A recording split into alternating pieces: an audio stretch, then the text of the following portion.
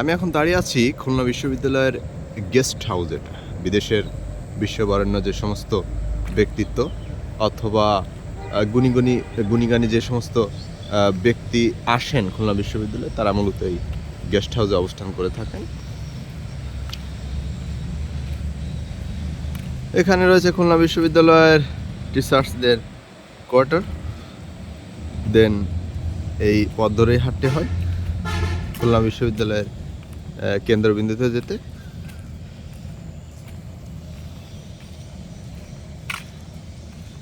এটা খুলনা বিশ্ববিদ্যালয়ের একটা মাঠ বলা যায়। এটা কেন্দ্রীয় মাঠ না, জাস্ট এখানে টিচাররা স্টুডেন্টসরা খেলাধুলা করে থাকে।